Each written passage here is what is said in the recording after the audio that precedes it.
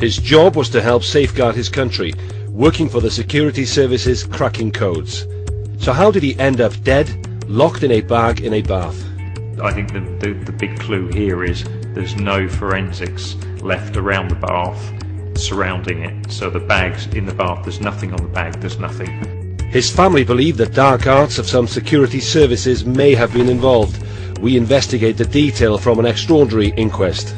I think there's a possibility that there's been some kind of clean-up or cover-up by MI6. Today, the coroner said on the balance of probabilities, Gareth was killed unlawfully.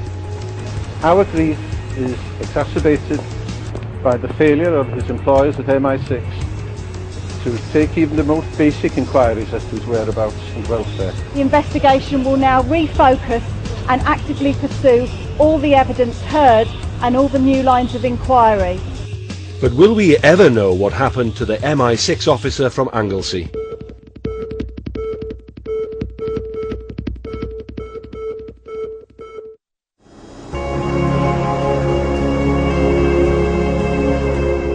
For 20 months, questions have been asked about the death of Gareth Williams in the top floor flat of this London house. Evidence at his inquest has shed a lot of light on his life and death, but there are still some crucial questions which remain unanswered. It's likely now there had to be another person involved when Gareth was locked in the bag. So who is this mysterious person? What part did they play in Gareth's death? And why hasn't anyone been identified? I don't believe it would be possible for a single person to put Gareth into that bag in the neat and tidy way in which he was found. Evidence may well be left behind at any crime, but the trick, of course, is finding the evidence. And why did MI6 take 7 days to report Gareth missing from work?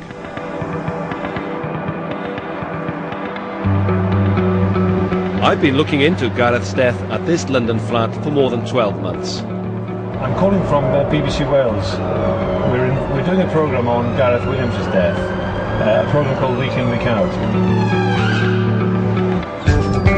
Last year, our programme raised serious questions about the circumstances of Gareth's death, after we spoke to experts and family friends. I think that it's really important here for everything to be investigated in. My personal feeling is that probably the police have maybe hit a brick wall in terms of his personal life. Hi, how do you do? Thanks for meeting me. I also met with someone who worked undercover for MI5, and he expressed concerns about Gareth's death too. What's significant about the bag being inside the bath? To me, that would suggest someone had intended to take the body and dump it somewhere else. They've been disturbed or they've been spooked, so they haven't come back for it. The death of the MI6 officer from Anglesey has been subject to intense media speculation, innuendo concerning his private life, and conjecture as to what his work for the Secret Services involved. The inquest was meant to draw a line under all that speculation, but evidence has emphasised a secret life that perhaps very few knew about. The inquest has failed to answer some fundamental questions. The police investigation has been plagued with difficulties, and we'll be asking if things could have and should have been done differently.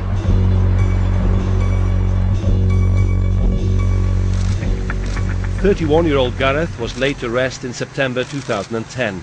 The head of MI6 even attended his funeral on Anglesey and described Gareth as a hugely talented person who did really valuable work in the cause of national security.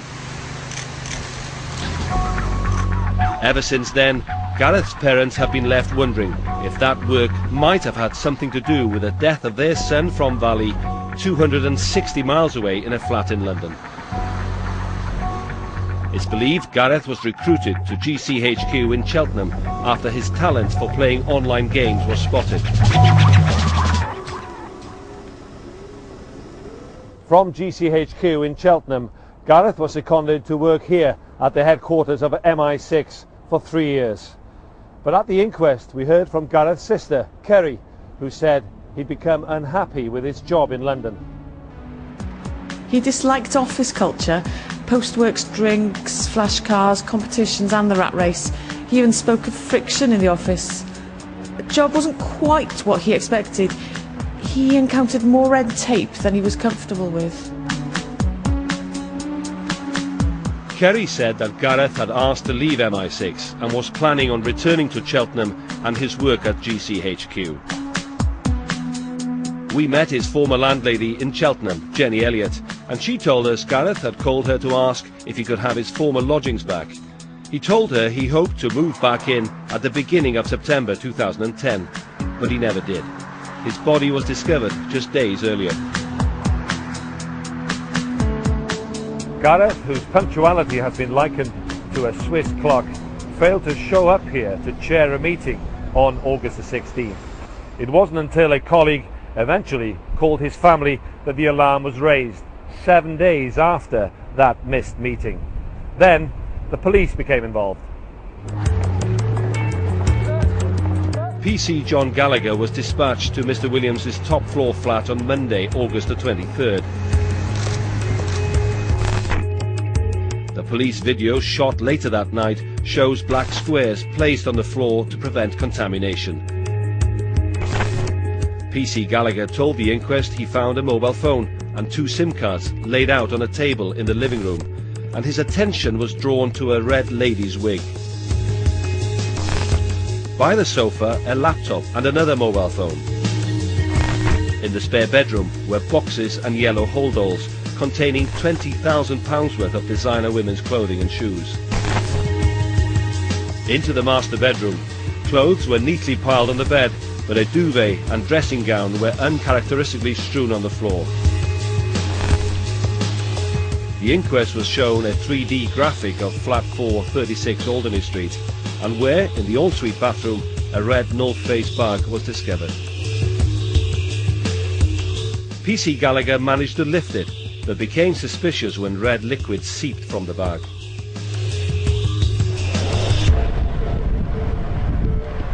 A detective was called to this address, and he made a small 3-inch incision into the bag and discovered Gareth's body.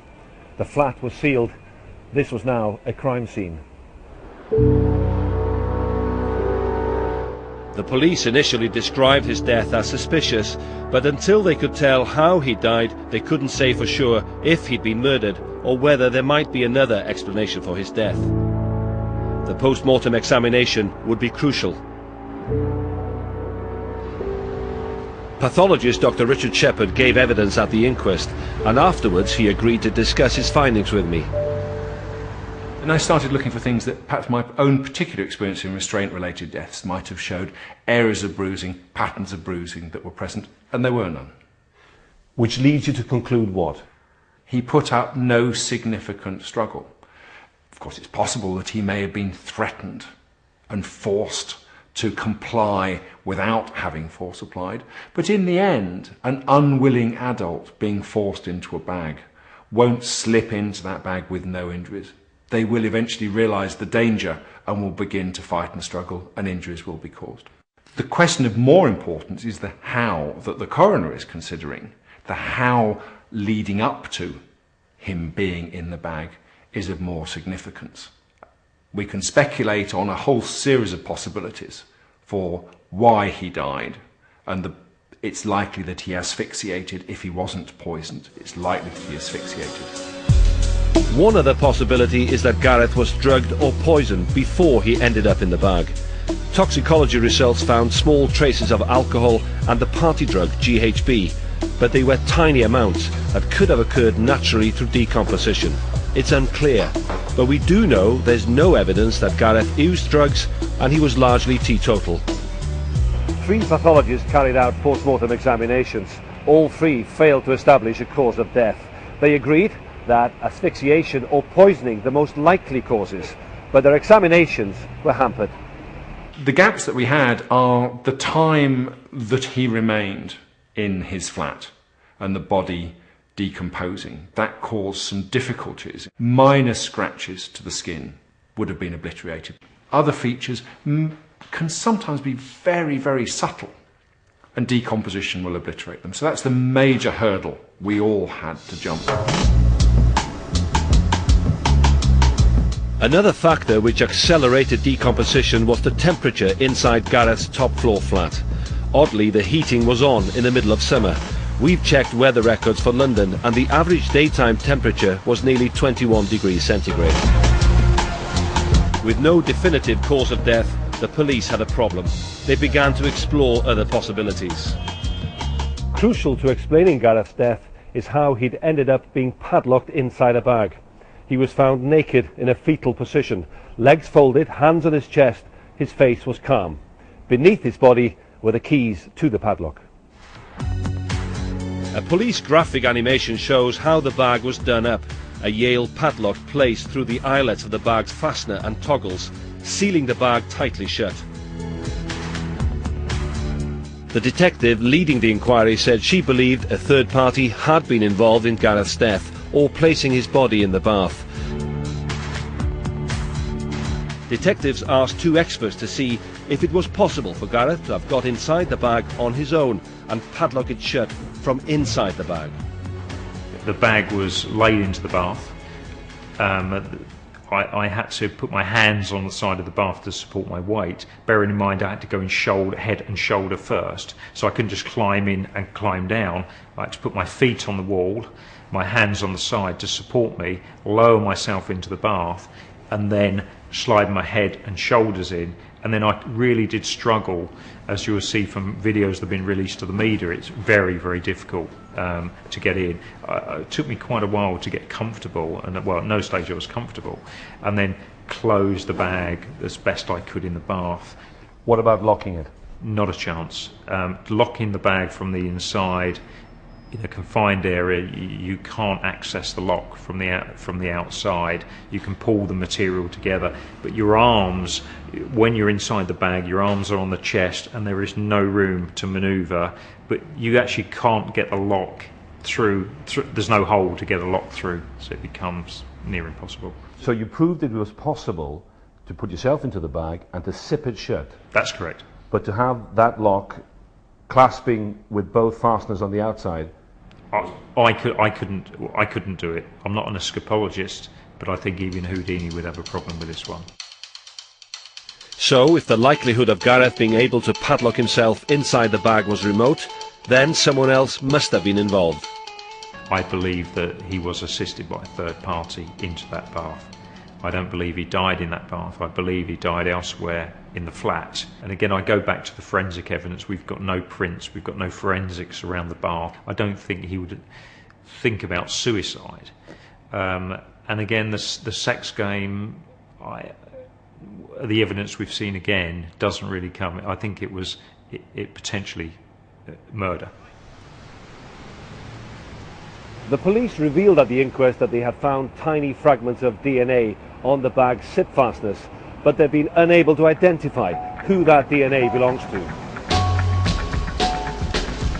There was also DNA on the bag handles and on a green towel, and 2 hairs found on Gareth's thumb, but forensic experts have been unable to identify any of it. Crispin Black is an intelligence analyst and a former advisor to the government. He's been following the inquest for us. There seems to be a suspicious dearth of DNA evidence. I mean, the obvious conclusion from that is that the flat has been prepared in some way, cleaned in some way. And that, you suggest, could have been done by the services? I think there's a possibility that there's been some kind of clean-up or cover-up by MI6. I mean, that's a clear possibility. I mean, one thing I'm pretty sure of, and I'm sure everybody else, when they think about it, would be pretty sure of, is that the police are unlikely to have been the first people round to that flat. With little evidence that's helped the police, there were no fingerprints belonging to anyone else in Gareth's flat, and no signs of a break-in or disturbance. The police began to delve into his private life.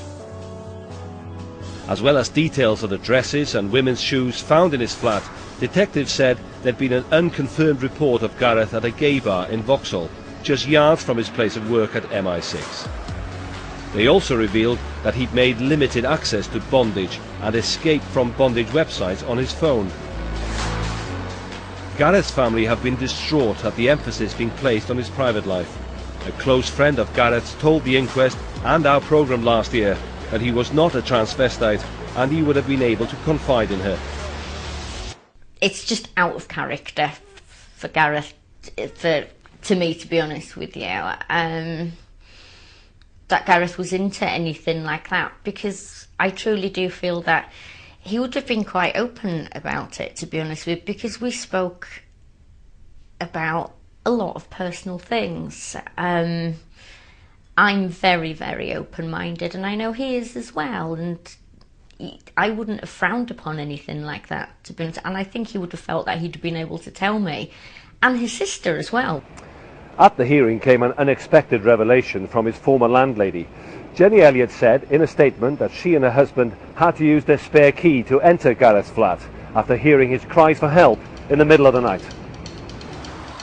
She and her husband discovered Gareth on his bed in just his boxer shorts, his hands tied to the headboard. He told them he was just messing about. In a statement, Mrs. Elliott said it was likely to be sexual rather than escapology. A huge amount of detail has been coming out at the inquest, but for every question that is answered, it appears there are several more thrown up. But one of the key questions for Gareth's family is why it took so long for the alarm to be raised. Between August the 11th and the 15th, Gareth was spotted on various CCTV cameras shopping in southwest London, at stores including Harrods and Harvey Nichols. He'd just returned from America, where he'd attended a technical security conference in Las Vegas, and afterwards he'd holidayed in the States. Gareth had been due to chair a meeting at MI6 on Monday, August the 16th, but he didn't show up. That evening he was due to meet a colleague from GCHQ who was interested in taking over his flat, but there was no answer. 4 days later, Gareth was due at a meeting and again didn't attend. It was uncharacteristic. He'd never taken sick leave or failed to turn up for work. I find the idea that nobody knew or raised the alarm about his 7-day absence from work unconvincing, indeed unbelievable. I mean, think of what we're being asked to believe, that somebody on attachment to the UK's Foreign Intelligence Service, living in a flat a few hundred yards from its headquarters, can just not turn up to work for a week, and nobody appears to be concerned or worried. Gareth's line manager at MI6 gave evidence at the inquest from behind the screen and was identified only as Witness G. He admitted Gareth's failure to turn up for work on Monday, August the 16th was unusual. By Friday, he checked the list of suggested actions for such an eventuality, which included calling hospitals, but he did nothing. It wasn't until Monday, the 23rd of August, that Witness G spoke to Gareth's sister, and the police were finally called by GCHQ. I wanted to report one of our members of staff who lives and works in London is missing.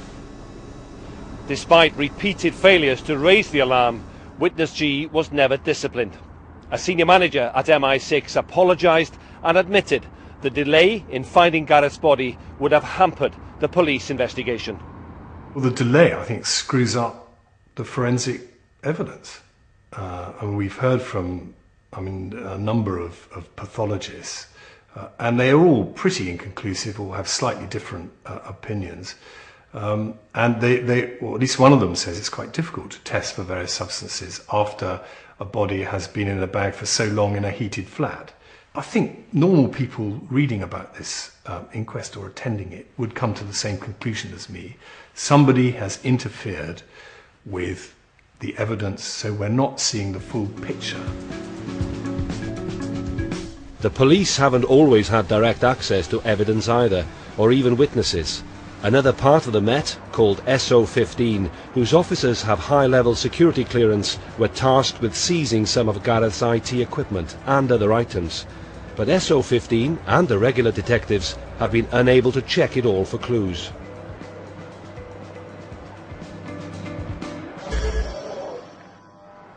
Also, it was SO15 who interviewed Gareth's colleagues at GCHQ and MI6, not the officer leading the investigation at the Met. One of the very weird things about this investigation is the person leading it, DCI Serbia, doesn't appear to have been able to talk to everybody involved. I think she's had to take things on trust. Some of the statements given appear to have been not entirely accurate. But I think while investigating a murder, she should be given access to everybody that knew him or everybody the police think should be interviewed. Detective Superintendent Michael Broster of SO15 told the inquest there was no evidence linking Gareth's death to his job at MI6. But on the last day of evidence at the inquest, Detective Superintendent Broster admitted someone from MI6 could have been involved in Gareth's death. Let's examine what we do know about Gareth's work. Gareth was a crypto-analyst or a code-breaker. He'd won awards for his work at GCHQ, which had been described as world-class. On secondment to MI6, he was operationally active in the UK as part of a four-man team. He did have clearance to access sensitive information, but was considered a low risk.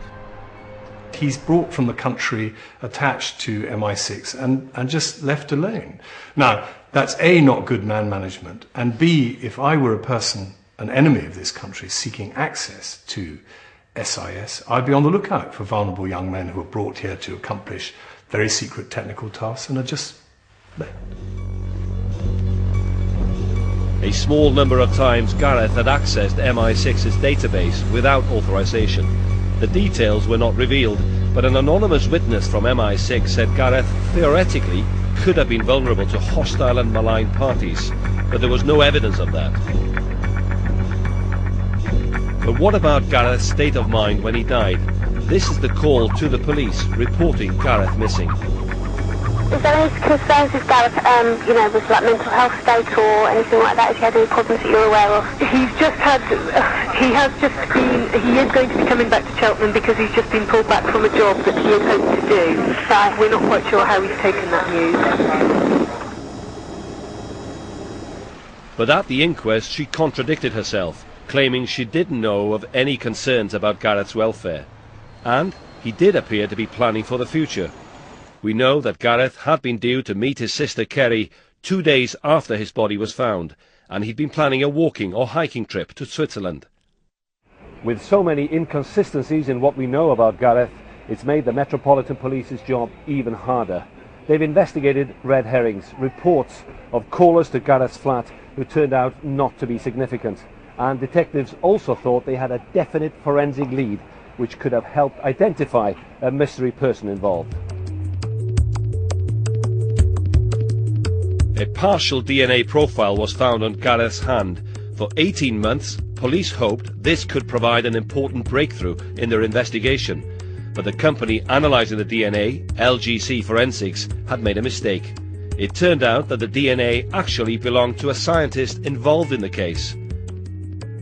LGC declined to be interviewed, but we spoke to a forensics expert who said the false hope given by that DNA could have impacted on the investigation in the early stages. It can mean that instead of looking in one direction, you're looking in another. You think you've got a particular lead which isn't real.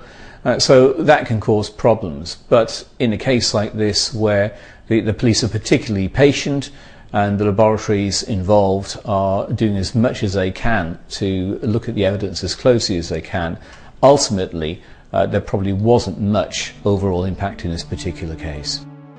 So what do we know about the crime scene? Fragments of DNA have been found, and it appears at least 2 people have been in Gareth's flat. But we don't know who, and we don't know when, and it appears almost impossible that Gareth locked himself in the bag. It's possible that the other person who was there, if there was another person there, was forensically aware. In other words, they were taking precautions to avoid leaving any kind of trace evidence behind them. It's also possible that the person wasn't necessarily forensically aware, but they were just lucky. The police investigation has been hampered by delays and missed opportunities. It's meant vital evidence has been lost or unavailable to them, but there's still a chance of a breakthrough. After 8 days of sometimes painful evidence, today Gareth's family arrived to hear the verdict of coroner Fiona Wilcox. One by one, she debunked various theories. During a 2-hour verdict, the coroner said on the balance of probability Gareth was unlawfully killed, but delivered a narrative verdict because of insufficient evidence. But she also said she was satisfied a third party locked and placed the bag containing Gareth into the bath. In her summary, she said she believes this was criminally mediated. I've always been satisfied that a third party may have been involved in his death, and the coroner has confirmed that in her finding today. The inquest has raised several new lines of inquiry, and the investigation will now refocus and actively pursue all the evidence heard and all the new lines of inquiry. Our grief is exacerbated by the failure of his employers at MI6 to take even the most basic inquiries as to his whereabouts and welfare, which any reasonable employer would have taken. We are also extremely disappointed over the reluctance and failure of MI6 to make available relevant information. We should like to ask the Metropolitan Police Commissioner Hogan Ho to look into and review how this investigation will proceed in the light of the total inadequacies of the SO15 investigation into MI6 highlighted during this inquest. Gareth was and always will be a special and adored son and brother. We miss him every single day and cannot describe the depth of the sorrow his absence leaves in our lives. We love you, Gareth, and will treasure your memory eternally. It's been an extraordinary inquest. Gareth's family have had to listen to disturbing and intimate evidence as every aspect of his life has been picked over. Gareth Williams, whose body was found in a padlocked bag in his London flat, has been told he was once found tied to his bed. The role of MI6 has been questioned. The delay in raising the alarm when Gareth went missing.